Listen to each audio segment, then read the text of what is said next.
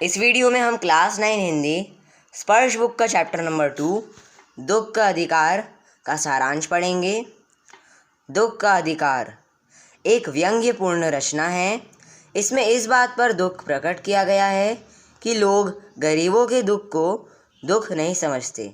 पाठ का सार इस प्रकार है। समाज में विभिन्न तरह की पोशाकें हैं।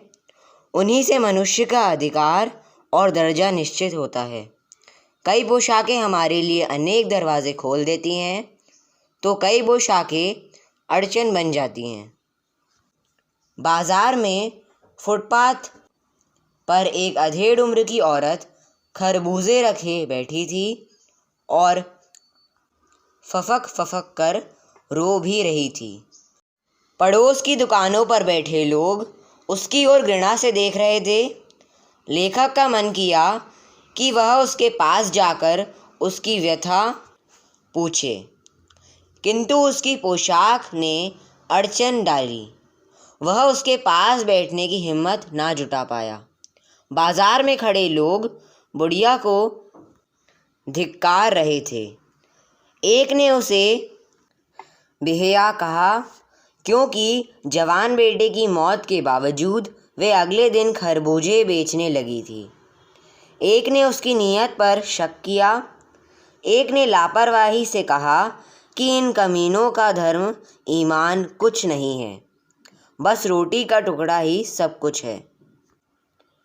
परचून की दुकान चलाने वाले एक दुकानदार ने कहा, इसे अपने धर्म ईमान की चिंता नहीं है तो ना सही, परंतु इसे सूतक के 13 दिनों में खरबूजे बेचकर औरों का धर्म ईमान नहीं बिगाड़ना चाहिए। लेखक ने पास पड़ोस की दुकानों से पूछा तो पता लगाया कि उसका 23 साल का जवान लड़का कल सांप के काटने से मर गया। वह 1.5 बीघे ज़मीन में खरबूजे उगाकर घर का गुजारा चलाता था।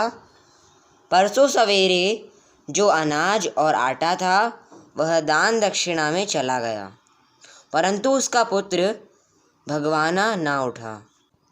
पुत्र के शव के लिए कफन की आवश्यकता थी, अतः घर में जो भी चूनी भूसी थी वह कफन लाने के लिए भेंट चढ़ा दी गई। परंतु सुबह होते ही बच्चे भूख से बिलबिलाने लगे। दादी ने उन्हें खाने के लिए खरबूजे दे दिए, परंतु बहू का बदन बुखार से तप रहा था। उसे कोई दुअन्नी चवन्नी भी उधार देने वाला नहीं था, इसलिए वह रोते रोते कुछ खरबूजे बटोर कर बेचने के लिए चल पड़ी। लेखक को लगा कि यह स्त्री वास्तव में पत्थर दिल है। उसके जवान बेटे की मौत हो गई और वह खरबूजे बेच रही है। उसे याद आया, पिछले साल एक अमीर घर की औरत का बेटा मर गया था। वह उसके दुख में 2.5 महीने तक पलंग से नहीं उठी थी। 2 डॉक्टर उसके सिरहाने बैठे रहे। वह 15-15 मिनट बाद उठती और पुत्र वियोग से बेहोश हो जाती थी। शहर भर के लोग उसके पुत्र शोक से पिछल उठे थे। लेखक दोनों पुत्र वियोगिनी माताओं की तुलना कर रहा था। उसके मन में विचार आया कि शोक करने और दुख मनाने के लिए भी सुविधा और अधिकार दोनों चाहिए।